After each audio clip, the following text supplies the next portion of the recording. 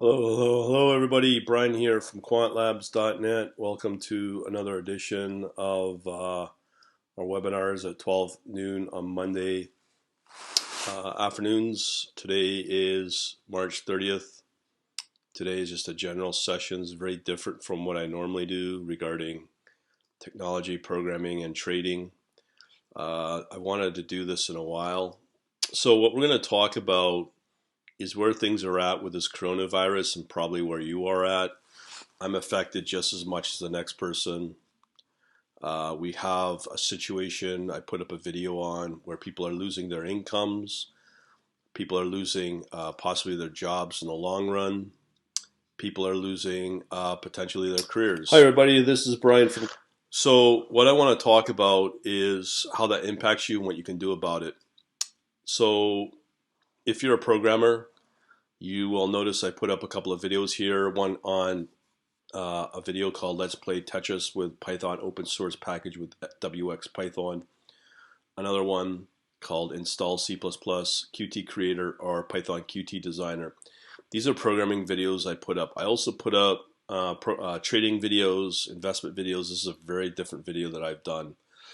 So the reason I'm talking about these two videos here that I mentioned is due to the fact that I have control of my output. Right now, I've built custom trading bots. Again, it's losing a tiny little bit of money, which I don't worry about. It's been kind of up, and I'm not complaining about it. But I have control there on what happens. I don't have control of what happens in the markets, but I do have the abilities to do research and just look for those opportunities. So as a programmer, I have the ability to adjust around me on what's happening, develop software for my own income. And let me stress that, my own income.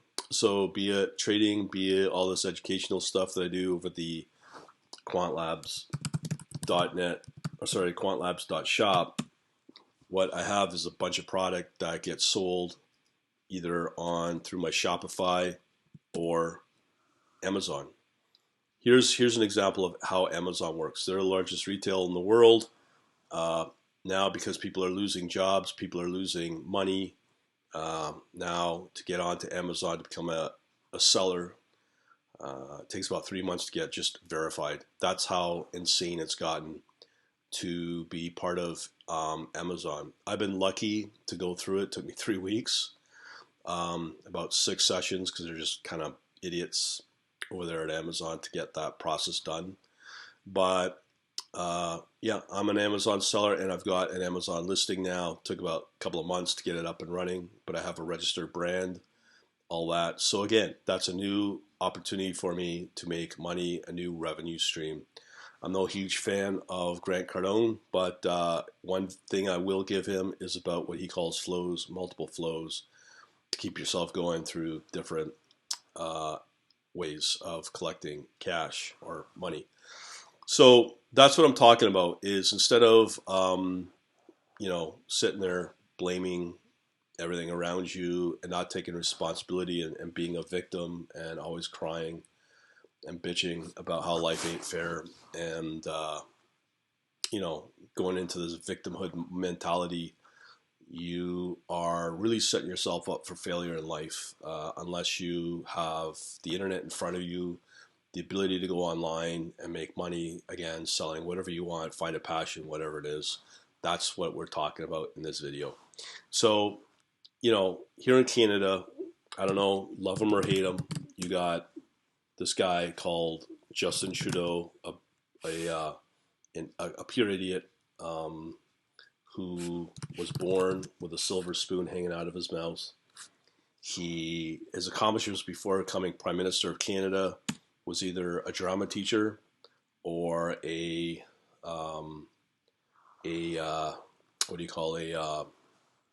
ski instructor. I mean, this guy's is really highly accomplished in life. That's because he's a trust fund kid. If I was to look at his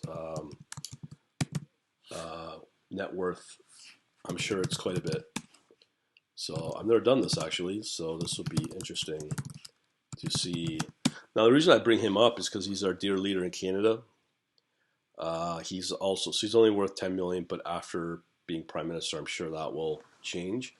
But the reason I bring him up because I've talked to a lot of people from overseas: Israel, Britain, Germany, uh, Brazil, Asia, India, you name it. I've talked to many people over the last few uh, weeks over this COVID and what things. One of the things they will say is that um, we have in Canada a complete bonehead in conservative. We'll say conservative media channels. They call it the Trudeau Index Meter to see how much a global leader compares to Trudeau because, well, he's the ultimate in douchery.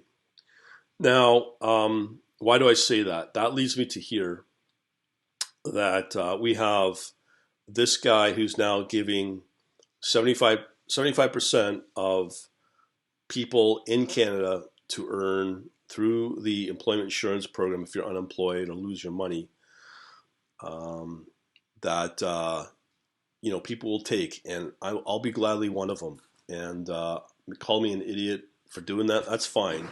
It's free money. I mean, you'd be an idiot not to do it. But at the same time, let's see what the cost of what it will do to Canada. And I'm in no different situation. So in my mind, I probably don't have. Let's check out first the Canada. What was it called? The Canada government spending, I guess, monthly. And we'll check out where Canada was. We lived in a country um, before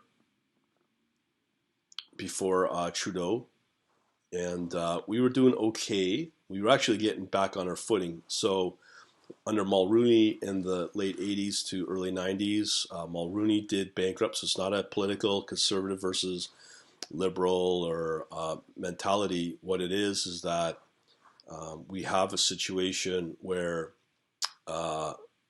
we have actually a liberal government, a guy I admired, who saved Canada financially, going through the usual cutbacks, doing all anti-liberal things done back in the early 90s under Chrétien and Paul Martin, who was the finance minister who saved Canada, pretty well brought Canada back to from financial ruin and put Canada as actually a pretty conservative, well-run machine under Mark Carney, who's now the Bank of England, top of Bank of England, and he saved Canada in the last recession. So when you get a guy like Trudeau, you can see here in one of the best sites here called Trading Economics here, where they're spending so much money that we are now looking at a $28 billion loss. This is the monthly spending. You can see it's negative most of the time for the last year under Trudeau because he's just spending money like crazy for social whatever, for social causes, and it's financially ruining the country. What's happening is, so for the last year, and Trudeau pretty well, let's see, so you can see here all the dips. This is the amount of money being dropped into the economy from the government, and I'm not sure how that's going to become a positive down the line. Many people I know that are fairly wealthy in Canada are leaving the country, and these are the people that create jobs. Foreign investors are not putting money into Canada, but yet we have a population that will gladly vote for this person. And let me just show you the foreign investment here in Canada, just to show you those metrics as well. Let's see here. Okay, so I'm just randomly taking articles here. So, but there's a lesson to be learned here. So there's a lesson to be learned here that the foreign investments dropped off quite a bit because of Canada. I could be wrong here. I see an article here on foreign investment hits a 3-year high. So I should be careful what I'm saying here. So at the end of the day, what we have here is we have a population that is so highly dependent on the government run by Trudeau to pay them to keep them going, to keep their apartments paid for, the rent. There's so many people out there in Toronto, where I live, largest city in Canada, probably the third or fourth largest in North America. Torontonians want free rent. This is like now we're getting into social system. So the city's now able to help out tenants, and unfortunately, what's going to happen is somebody's going to have to pay for it down the line. And I already put up an article about how the foreign. I've talked about this before. Let me just pull it up. So let's say the U.S. Debt to GDP. I mentioned this earlier, so bring me back to trading economics here. So when you look at how it's been steadily climbing since 2010, you can see here. Now they're saying that the 106 or 100 will now become, or 150 will be the new way of looking at it. I have no idea how a country can be looked upon as being a safe haven when things will get really bad over the next 5-10 years, who knows how long, where something will happen. This coronavirus will be nothing compared to some form of collapse. So that brings me back to the victimhood, because victimhood is what is, just this in my own city to see. I mean, it's really bad to see tenants in these sort of situations, but I've been talking among many people in my clan, I guess you could call it, that people have got to get out of this. They got to be able to sustain themselves, be self-sufficient, self-reliant, not dependent upon where government's daddy and the daddy will take care of you when you can't pay your rent, or daddy will take care of you and pay your bills, or or subsidize you when you lose your job or career because of something like a coronavirus. They didn't do that in the 30s because they couldn't afford it. Today, governments can sort of not really afford it, but they can do it because of all the financial shenanigans that they can pull off, called the Fed, and just basically pull $2, $3, $4, $6 trillion out of their ass, and just send out the helicopters to throw out cash and save people. I don't think that's going to continue.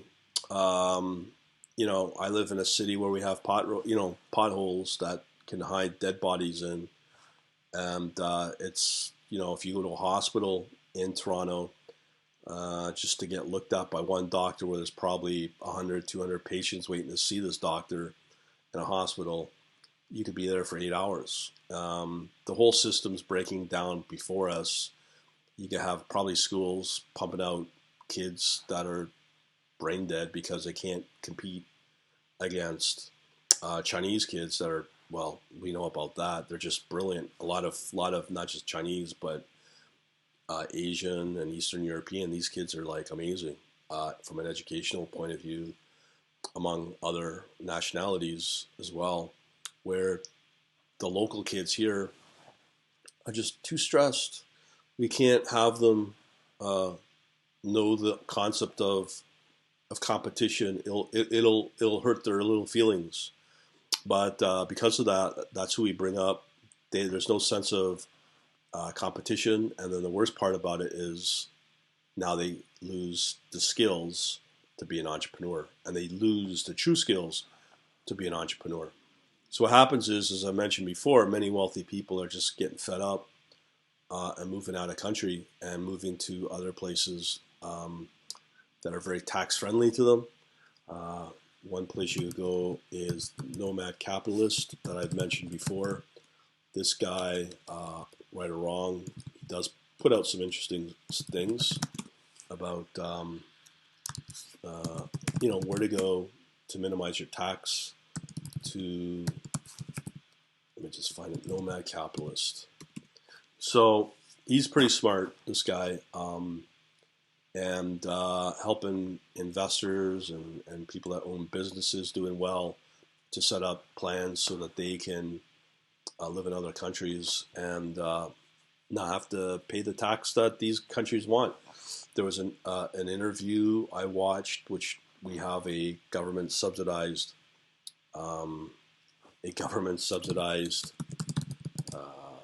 it's pretty sad to be actually. It's put out by TVO, which is a government subsidized, kind of like PBS. Just see if I can find it here. His name's Steve Paikin. Actually, I kind of like the guy. He's very good at being true journalist, being neutral and not taking sides. I'm sure he's um, billionaires. Let's see. I should find it. Steve Paikin.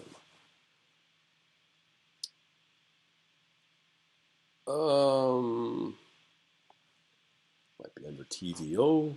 This is an interesting debate. Right here, should billionaires be taxed out of existence? So if you go onto YouTube, just look for that.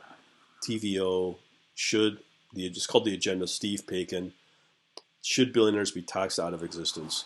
What I hate to say it, what really sickens me about this whole concept of these liberals, who I'm not going to get into, I have my own opinion on it, but we'll just say this. There's a liberal-minded, then there's conservative-minded.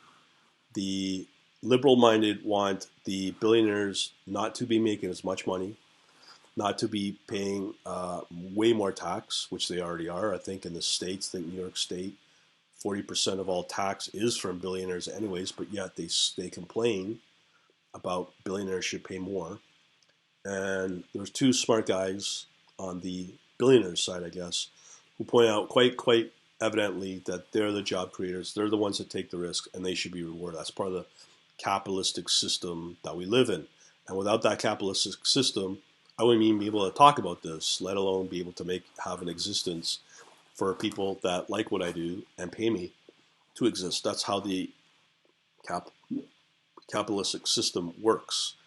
So watching this really opens your eyes to know that there are probably half the population on the West, in whatever country you live in the Western society, that want to tax you.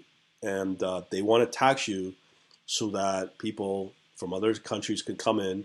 And I was watching a very good video today that said people to hang out in your country and get paid by a government to literally hang out in your country. There's that. There's also, as a result, legitimate people cannot pay their bills. There's now legitimate people that are citizens of the country can't get proper jobs because we have other people that have that ability to clog up the job system and not being able to have a job or to take jobs. And there's a whole plethora of a population that accepts this and wants this, and there's entrepreneurial. Meanwhile, there's other cultures that will completely rip off the people that built the country and have built the society that we, up to a point, enjoyed, and it worked fine. And as a result, these group of people have destroyed what has been built. They're destroying, and these are liberal, some of them are what they say called radical left, that want to tax you. And I always come up with the same example, same freaking example, and it does not work. This mentality does not work. When you look at France, okay, and this is where this thought came into my head, where France had 75% tax rate, okay, right there, tax failure, okay.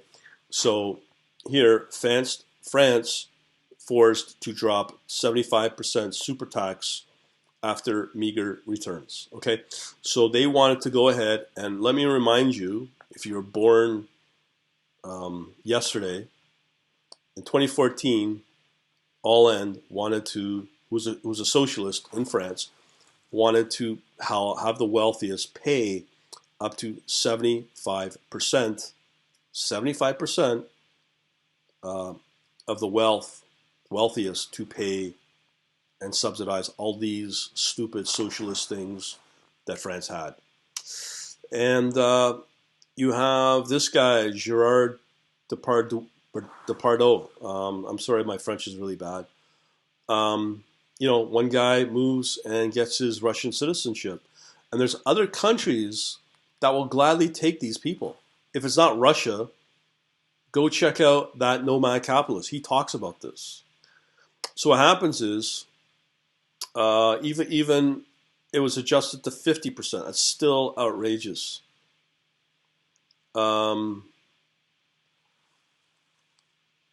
So Macron, this is Macron now, the current prime minister, or prime minister, I think. Cuba without the sun. So this does not work. It's simple. And people always use Sweden and Norway as an example. You have to realize that Norway, Sweden, Denmark, if you want to call them socialist, if they're really not, but they have very good benefits. The reason it works because these cultures, these countries are very proud of their nationality, and it works because it's a small population. When you look at the countries of Sweden, let's say Sweden and Finland.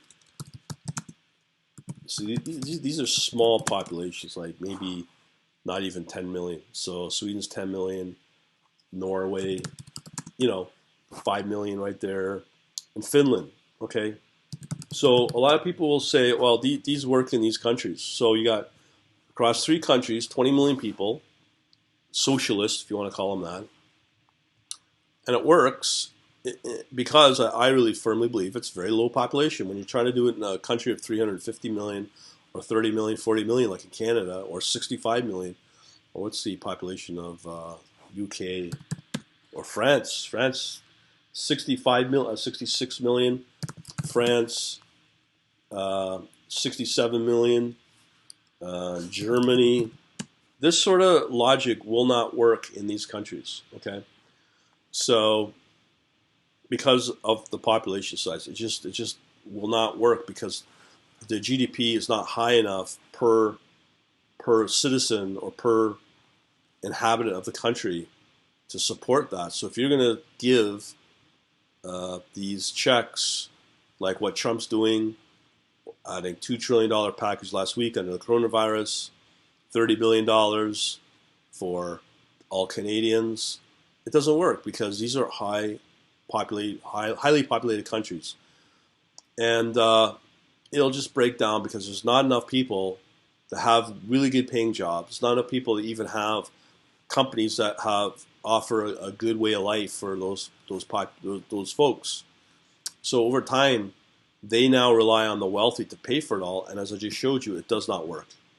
So when it comes to victimhood and all that, it doesn't work. You can't just, we'll just do it and it becomes under somebody else's problem and they'll save the day for us.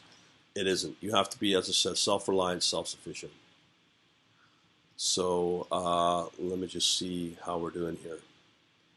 Okay. So that's really important. Like victimhood ain't fair. I need my rent to be paid. And I always point back to, well, what happens if you live in a home? The landlord may be the landlord may be just a regular Joe, a plumber, a guy who's got a family and is relying on you to pay his mortgage. You as a tenant to pay the mortgage and whatever else, the bills. And he's doing it as a form of investment. So now that tenant doesn't want to pay, but the landlord's still on the hook to pay the mortgage. And as a result, guess what? The landlord will go probably personal bankruptcy. So a lot of the mom and pop landlords get killed in all this. They file for bankruptcy because the banks still want to get paid for their mortgage, and as they should. What will happen? Tenant's gone anyways because they got to sell the house. And where I live in Toronto is a lot of Chinese people from China, mainland China, also from originally Hong Kong over the last 30 years. They buy houses in droves in Toronto where I live pay cash because they had a boom in their market in China. So they now sitting on probably $300,000, $400,000, or $500,000 profit 5 years ago. Come to Toronto, Vancouver, and pay cash. There's a lot of other countries overseas that had that ability in their economies, and they buy literally houses for cash because they had property opportunities. They took advantage 10 years ago. Now they see it in Canada, in big cities like Toronto, Vancouver, pay for the house in cash.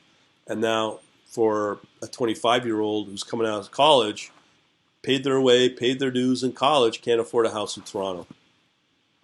So that puts them in a very precarious situation. For the hope to have a job that pays maybe $150,000, so they have the privilege of having a mortgage that's 10 times, maybe 15 times. And that's if they get a job at $100,000, $150,000. The average income in Toronto is about $70,000, $80,000. And we also come back to tax, which is another half. So they're essentially their net pay is about $40,000. That's just Toronto from what I know. And if I was to show you the Canadian average per dollar earned,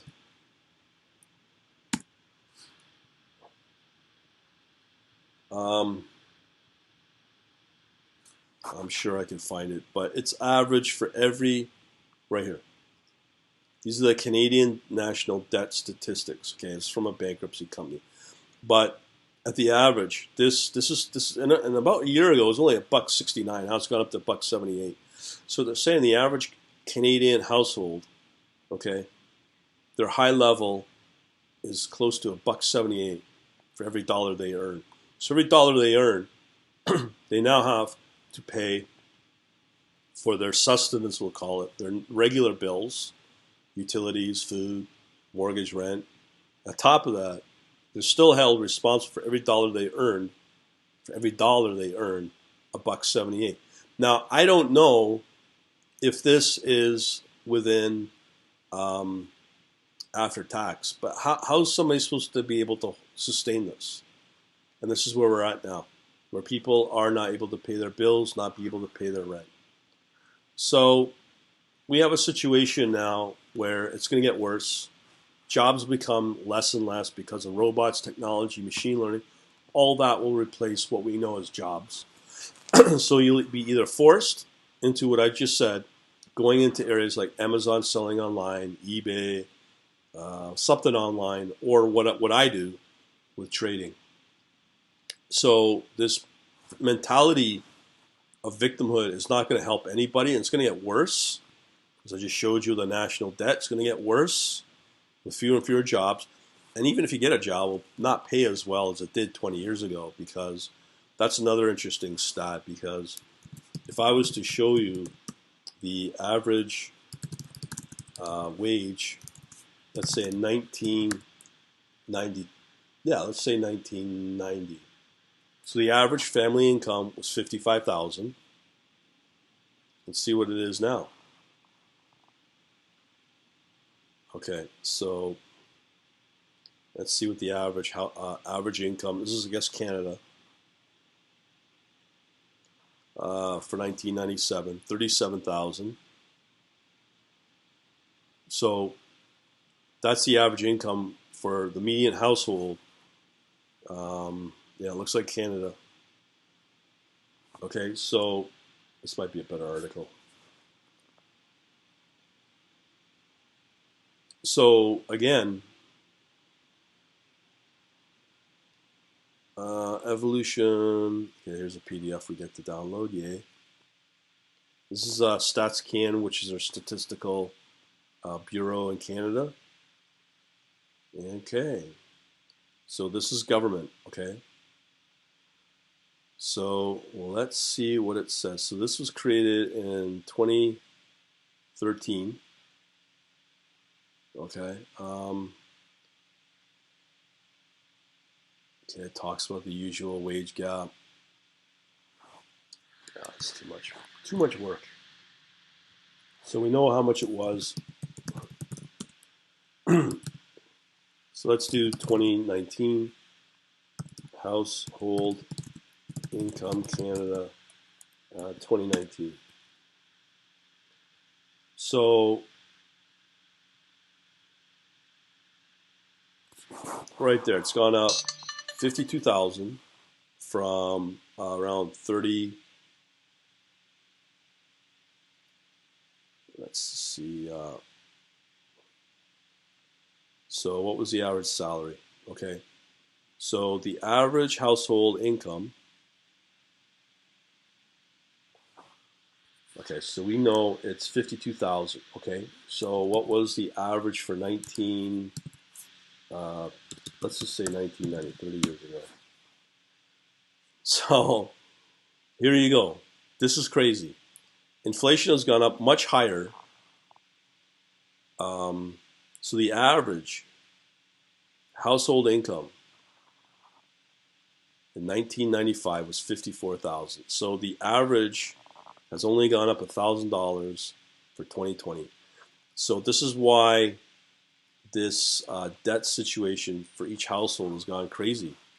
This is why we're seeing the overall debt to GDP gone up, because our salaries have not gone up. So we're forced into a situation where you always hear about the side hustle. Your job may not be around in 5 years. Your career may not be around in 3 years because it will be replaced. That's just how technology works. But even if you were to stick it out, your average inflation will not keep up with how much it will cost to hold a house, let alone a household with all the bills that go up. So we're really in a situation where we are in a way to race to the bottom, as they say. So what do? You have to step outside of this mentality, once again, victimhood, step outside of this mentality of trying not to have a job, not to have a career, because it has not gone up much since 1990 to where we are in 2020. And if you think I'm BSing, you can see right here, this works out to 2019, $52,000. Actually, have we gone backwards? We may have. We may have actually gone backwards on our average national income for households. It's only gone up maybe $1,000. And meanwhile, everything around us has gone up double, triple, maybe. For mortgage, my house value is doubled. No, double, like 2.5 times maybe.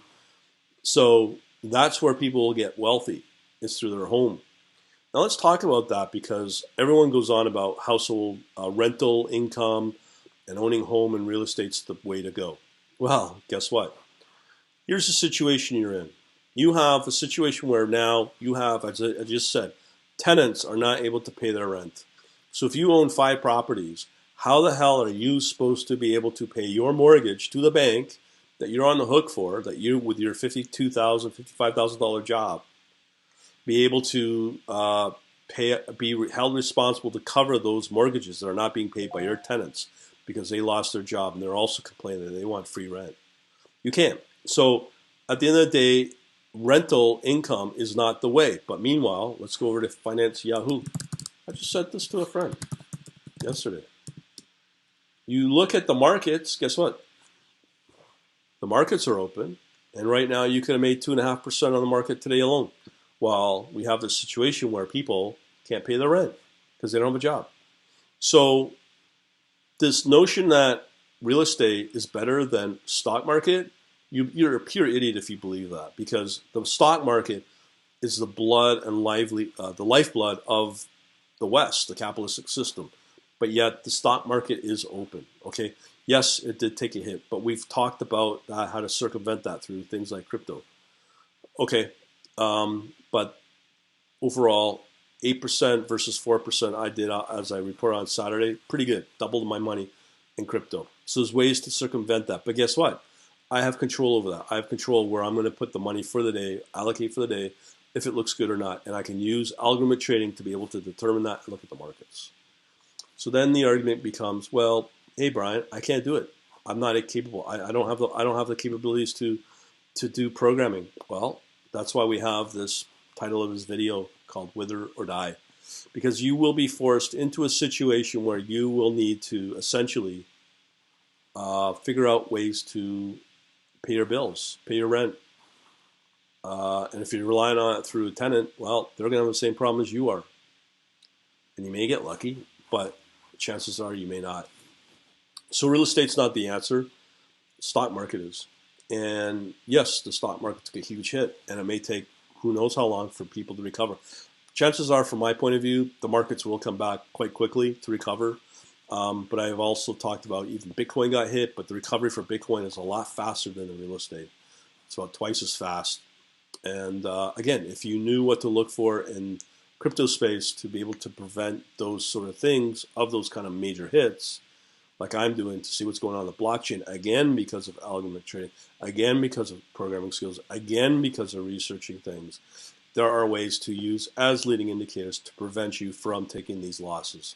Not going to guarantee it, but you have a fighting chance to survive it, versus being dependent on a job, being dependent on an employer that is not allowing you to work. And now you have to go out and go to the government, who's now you look upon as your daddy, to help rescue you. Chances are, as I've shown you, national debt with against GDP in whatever country you live in will wipe out your country. That's why in my city we have potholes, because they can't afford to build roads, keep roads running. And that's why they can't keep hospitals going, because they're just either overwhelmed or you'll be waiting 8 hours to get to see a doctor for your whatever you're in there for. So we need to start getting out of this victimhood mentality, instead of like, oh my, we're going to die, we're going to wither away, and start taking control of our lives. And again, the trading, the investment. So here, this is where I get in the marketing pitch. If you want to get out, that's fine. Good luck to you. All the best, but don't expect the government to continually rescue you. So, as I said, if you go to my quantlabs.shop, we got a couple things going on.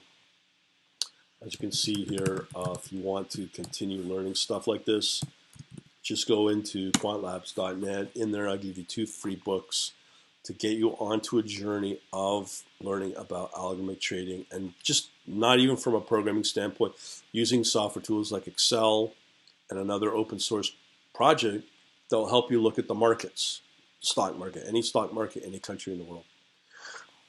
From there, if you want to learn specifically about programming, there is a DVD I've got out called quantlabs.dvd, and those books I mentioned are free. Okay, they're all free PDFs, and you can download them.